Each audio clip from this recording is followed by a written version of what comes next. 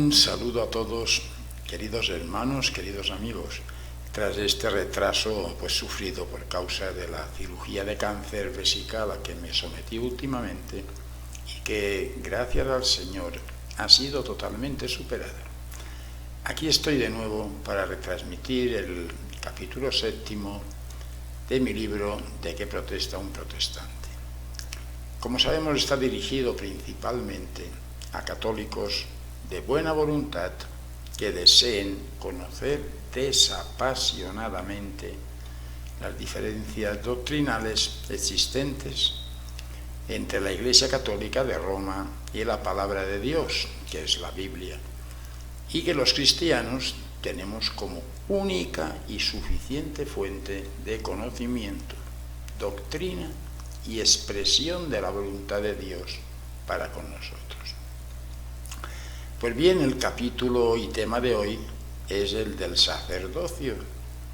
Delicado tema como la mayoría de los demás en esta serie, y que procuraré expresar claramente, con amor, pero con firmeza. La primera pregunta es: ¿habla el Nuevo Testamento de ministerios cristianos instituidos? La respuesta es sí. Vayamos pues a las Sagradas Escrituras a ver qué dicen sobre eso.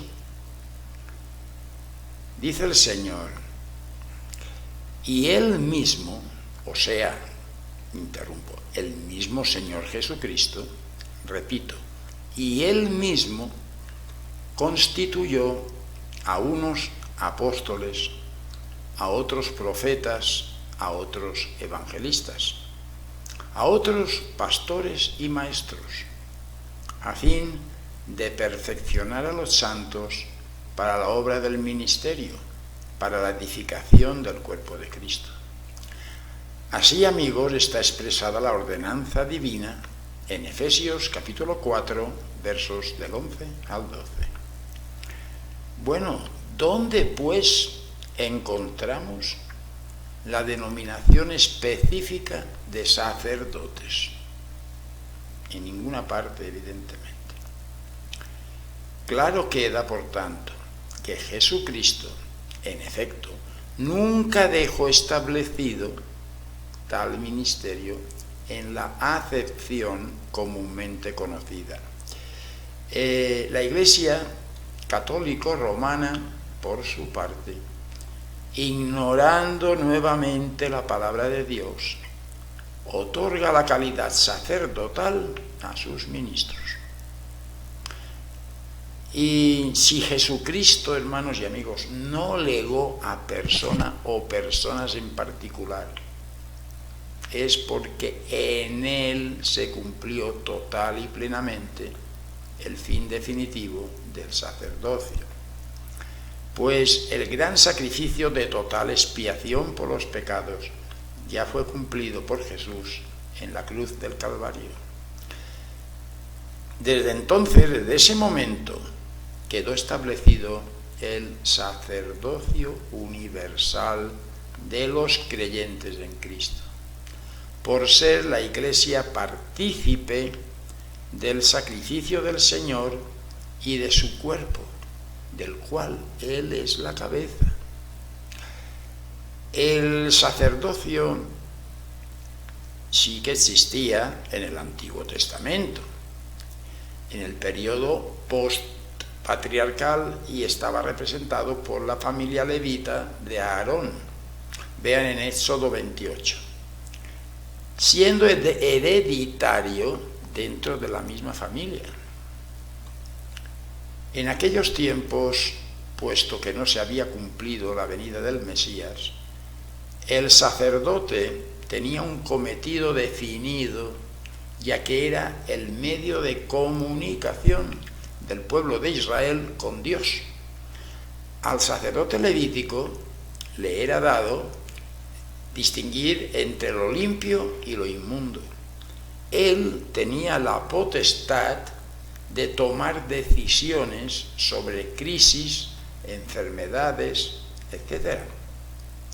Pero no obstante, la labor más importante y sagrada del sacerdote era la de ministrar los sacrificios que el pueblo ofrecía a Dios. Por tanto, es evidente que las relaciones entre el hombre y Dios estaban confiadas al sacerdote como mediador lícito y válido hasta la redención de Jesús. Como podremos fácilmente observar, amigos y hermanos, en poco difiere tal ministerio levítico del que se atribuye y ejercita el sacerdote de la Iglesia romana. Con la muerte en la cruz del Señor Jesucristo, ya no hubo necesidad alguna de mantener el sacerdocio, pues el supremo sacrificio de la cruz ya había sido consumado y la vicaría o representación quedaba encomendada al Espíritu Santo. En cuanto a la inspiración espiritual, fortalecimiento y crecimiento ante el Señor, y a Jesucristo en cuanto a la intersección por sus méritos, leamos pues la clarísima palabra de Dios en Hebreos capítulo 5, del 1 al 6. Repito, Hebreos 5, del 1 al 6. Atentos a esta palabra. Dice el Señor: porque todo sumo sacerdote, tomado de entre los hombres, es constituido a favor de los hombres, en lo que a Dios se refiere, para que presente ofrendas y sacrificios por los pecados, para que se muestre paciente con los ignorantes y extraviados, puesto que Él también está rodeado de debilidad, y por causa de ella debe ofrecer por los pecados, tanto por sí mismo como también por el pueblo. Y nadie toma para sí esta honra, sino el que es llamado por Dios, como lo fue Aarón. Así tampoco Cristo se glorificó a sí mismo, haciéndose sumo sacerdote, sino el que le dijo: tú eres mi hijo, yo te he engendrado hoy. Como también dice en otro lugar: tú eres sacerdote para siempre, según el orden de Melquisedec. Hermanos y amigos, en el capítulo 7 de esta misma carta a los Hebreos, todavía más terminantemente se anuncia la anulación del sacerdocio por su inutilidad e ineficacia tras la redención de Cristo. Veámoslo. Pues se da testimonio de él: tú eres sacerdote para siempre, según el orden de Melquisedec. Queda pues abrogado el mandamiento anterior a causa de su debilidad e ineficacia. Versículos del 17 y 18. Más claro. Y continúa más adelante, pero por tanto, Jesús es hecho fiador de un mejor pacto, y los otros sacerdotes llegaron a ser muchos debido a que por la muerte no podían continuar. Mas este, por cuanto permanece para siempre, tiene un sacerdocio inmutable, por lo cual puede también salvar perpetuamente a los que por él, o sea, por Jesucristo, se acercan a Dios, viviendo siempre para interceder por ellos, porque tal sumo sacerdote nos convenía, santo, inocente, sin mancha, apartado de los pecadores y hecho más sublime que los cielos, que no tiene necesidad cada día, como aquellos sumos sacerdotes, de ofrecer primero sacrificios por sus propios pecados y luego por los del pueblo, porque éste lo hizo una vez para siempre, ofreciéndose a sí mismo, porque la ley constituye sumos sacerdotes a débiles hombres, pero la palabra del juramento, posterior a la ley, al Hijo, hecho perfecto para siempre. Versículos del 22 al 28. Ay, si Cristo, como tal y como tan clarísimamente acabamos de comprobar, abrogó el sacerdocio levítico, asumiendo él tan alta magistratura para siempre, ¿por qué el catolicismo romano se empeña en seguir denominando sacerdotes a sus ministros? ¿Por qué? ¿En qué capítulo de la Biblia se les otorga tamaña potestad? En fin. Bueno, vamos a ver, muy distinta es la concepción de sacerdocio universal que defendemos los cristianos, mediante la cual todos los creyentes, todos, oigan bien, hermanos y amigos, todos los creyentes somos sacerdotes al participar del cuerpo de Cristo, que es su Iglesia, y que está claramente defendida por las Sagradas Escrituras, que dicen, mas vosotros sois linaje escogido, real sacerdocio. Oigan bien, hermanos y amigos, repito, real sacerdocio, nación santa, pueblo adquirido por Dios, para que anunciéis las virtudes de aquel que os llamó de las tinieblas a su luz admirable. Primera de Pedro 2, 9. Mi alma te alaba, Padre. Y más aún, leamos ahora en el libro de Apocalipsis. Y nos hizo reyes y sacerdotes para Dios, su Padre.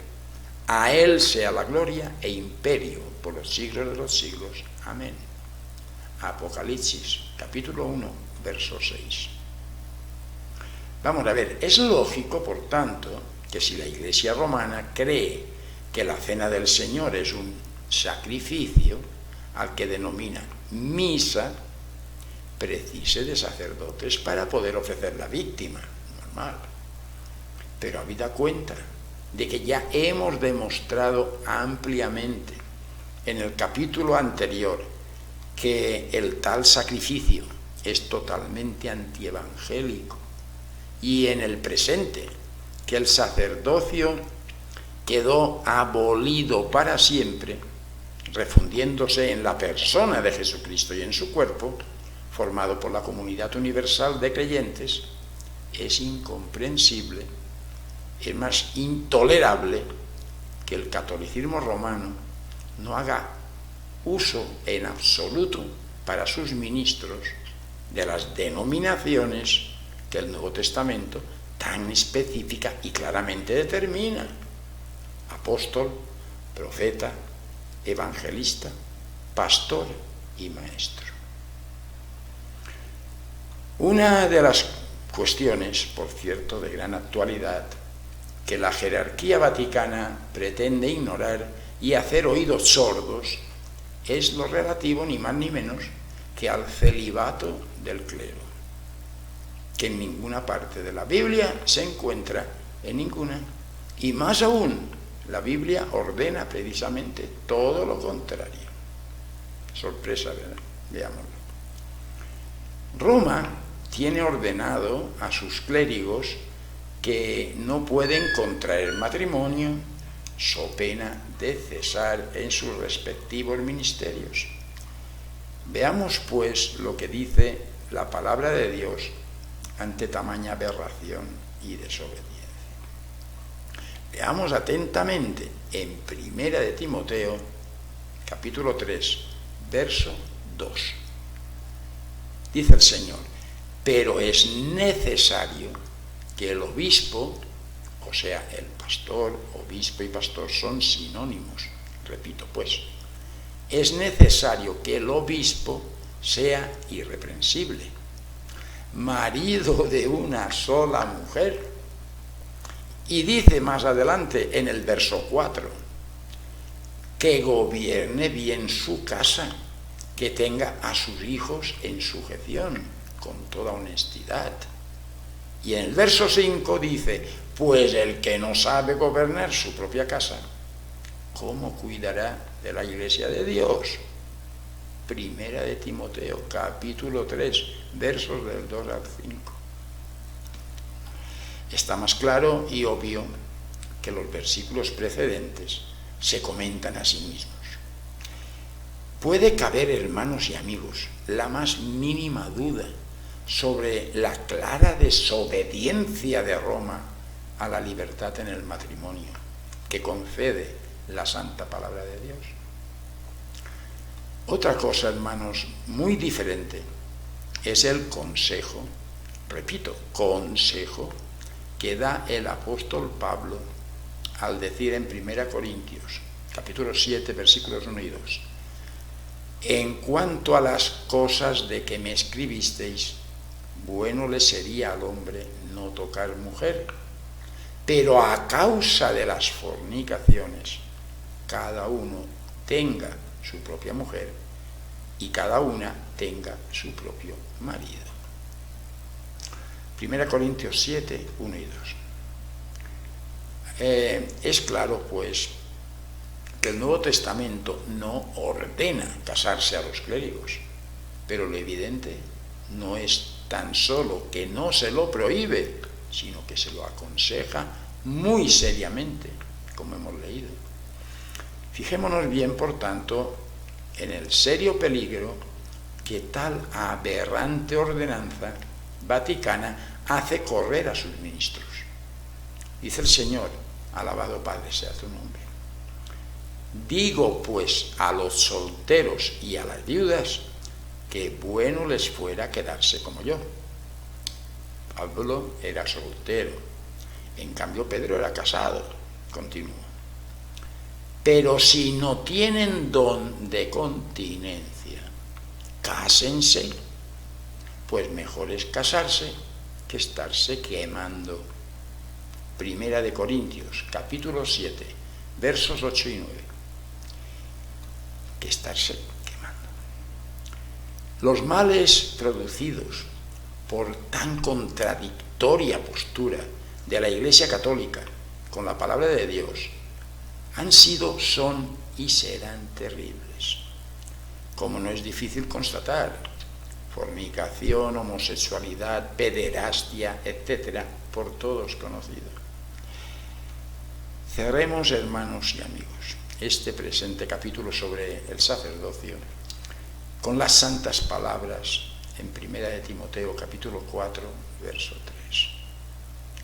Dice el Señor, hermanos, prohibirán casarse y mandarán abstenerse de alimentos que Dios creó para que con acción de gracias participasen de ellos los creyentes y los que han conocido la verdad.